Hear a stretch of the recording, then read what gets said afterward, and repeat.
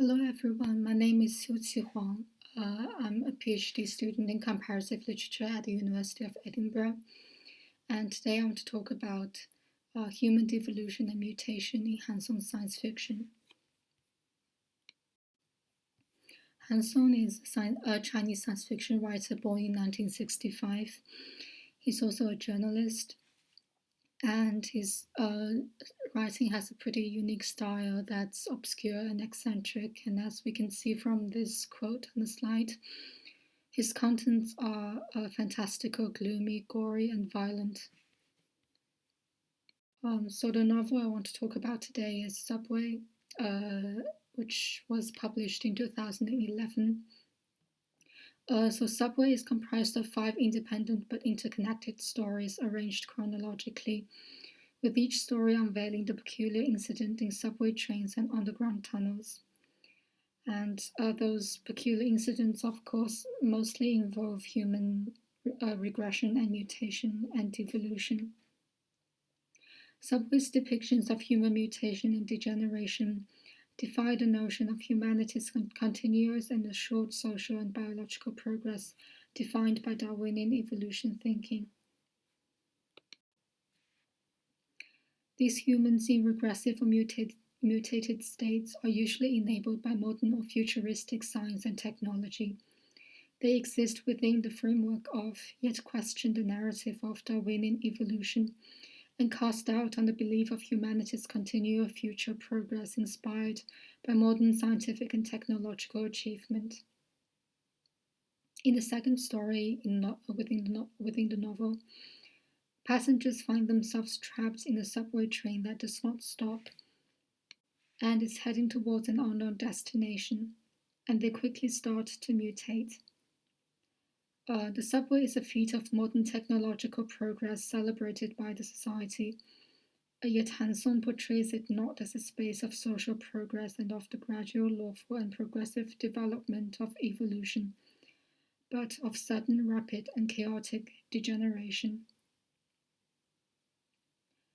However, in Subway, mutation is regarded as desirable to some extent, because it indicates a character's adaptation to the bizarre subterranean environment and to the general condition of human mutation in the subway tunnels.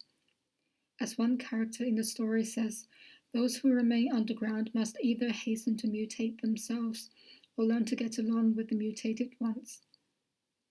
Mutation is welcomed and even necessary, because only mutated humans could survive and thrive underground. Here one could detect the rhetoric of biological evolution and the underlying logic of the Spencerian dogma of survival of the fittest, which distinguish those who could better adapt to their surroundings and survive, as favored by evolution. Han Song is not unique among Chinese science fiction, among Chinese writers in depicting society and individuals from the perspective of Darwinian evolution. As Nathaniel Isaacson remarks, evolutionary thinking, which is understanding and narrating the social and cultural realms in terms derived from evolutionary biology, was one of the most prominent modes of explanation for China's historical circumstances and developmental trajectory. Isaacson cites Lu Xun as a key author who employs the rhetoric of evolution thinking. So Lu Xun is a major figure in contemporary Chinese literature, in modern Chinese literature, who was born in 1881. So Isaacson notices 2 pervasive themes of the early 20th century in Lu Xun's works. The notion that social Darwinism was a defining feature of evolutionary process, and the trope of society as a suffocating chamber. Both these themes can be found in Lu Xun's famous story Iron House, where he bemoans the difficulty of enlightening an entire torpid and backward nation. So Lu Xun's story goes, imagine an iron house without windows, absolutely indestructible, with many people fast asleep inside who will soon die of suffocation. But since they were dying in their sleep, they will not feel the pain of death. Now if you cry aloud to wake a few of the lighter sleepers, making those unfortunate few suffer the agony of irrevocable death, Do you think you're doing them a good turn? But if a few awake, you can't say there is no hope of destroying the iron house. The metaphor of the suffocating chamber filled with sleeping people sees early 20th century China as a stagnant society with little hope of progress. It voices Lu Xun's fear and distress over the society's inability to evolve and the dire consequences that could come with it. Like Lu Xun, Han Song believes in literature's responsibility in being a voice of reason and sobering criticism for the nation.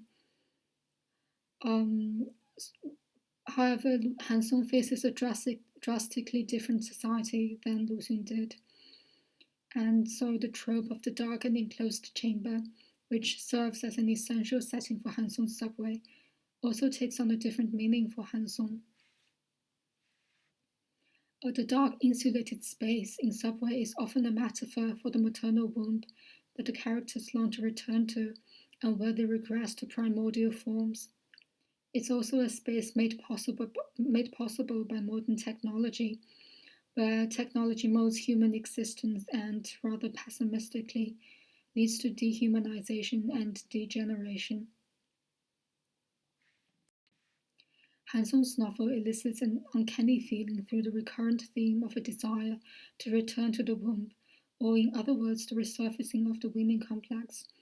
The weaning complex is a concept raised by the French psychoanalyst Lacan, who posits that the weaning complex represents the imago of the mother that has a place in the depth of the psyche and is particularly difficult to sublimate. Lacan notes the traumatizing experience of birth, which separates the infant from the womb, a premature separation from which comes a malaise that no maternal care can compensate for, as well as the discontent that dominates the infant's life, which is caused by an insufficient adaptation to the breakdown of the conditions of environment and nourishment that constitute the parasitic equilibrium of intrauterine life. Hence, there arises the attempt to rediscover the imago of the mother and the longings for a paradise lost before birth. In the third story from Han Song's novel, a character expresses a desire to retreat into the womb and hide in that dark, narrow tunnel covered with a protective layer of scab and to never come out again. Here, the dark, narrow tunnel refers to the subway tunnel. And in another story, another character fulfills such desire of returning to the fetal state as he is put into a glass container filled with liquid by the strange humanoid creatures in the subway tunnels. The dark, narrow tunnel of the subway and the container of fluid that the character is immersed in both symbolize the maternal womb that the characters long to return to. Human mutation and devolution in subway is intimately tied to, if not directly created by modern technology. So in the third story in the novel, a character discovers that the missing passengers from a subway accident have in fact gathered in an underground space where they have been modified into grotesque creatures with butterfly wings, gecko-like bodies, and mechanical boxes attached to their heads. Part of the function of thought of these creatures have been replaced by the mechanical box beside their heads. The mutated passengers worked tirelessly, and to quote the novel, they didn't have a leader, but their minds were in sync with each other, and they moved like they were one. The subway passengers devolve and become inhuman by gaining animalistic physical features and losing the human traits of consciousness and individuality. While it is not explicitly stated as to how the passengers assumed this grotesque form, modern technology is implied to be both the backdrop of and contributor to their transformation. Technology in this story is a controlling and dehumanizing force, and the robots-like mutated passengers with a consciousness encroached by machines could be seen as a metaphor of how technology subjects humans to its own processes of quantification, instrumentalization, and mastery. Han Song's comments on people's passive role in their interaction with the subway reflects In the scholar R.L. Rutsky's words, an anxiety about humanity's place in a technocultural system whose operations are so complex that they seem to escape human understanding, much less control.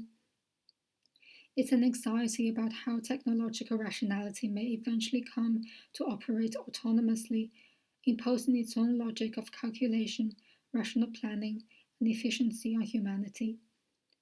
So this is the end of my talk. Thank you, everyone.